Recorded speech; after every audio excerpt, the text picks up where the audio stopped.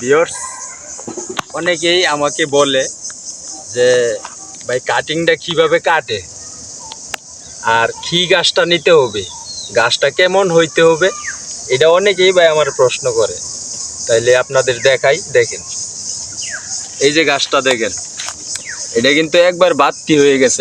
এটা দেখেন তো আপনারা চিনেন কিনা। এক হইলো বাঁশঝাড়ের, আমরা বলি জিংলা, বাঁশঝাড়ের মতো জিংলা, দেখেন কত বাত্তি, গাছটা দেখেন কত বাত্তি। আরেক হইলো গ্যান্ডারির মতো ভাই, গ্যান্ডারি বলে, অনেকে ওক কয়, অনেকে আখ কয়। এই যে দেখেন, এটা হইলো অরিজিনাল একদম কাটিং সাইজ হয়েছে। তাহলে এটা কাটমু কিভাবে দেখেন, এক একজনে এক এক সাইজের লাগা। আমার ক্ষেত তো আপনারা দেখছেন, এই যে গাছটা দেখেন, এই যে গাছ, এই যে আমি খালি শুধু একটা জায়গা রাখছি, একটা গাছ রাখছি। এখন এনি ফালাই দিম, ফালানোর পরে এনতে রাখুন, এনি ফালাই দিমু, এনতে রাখুন, এনি ফালাই দিমু। এই যে আপনাদের দেখালাম, এই যে কাটি,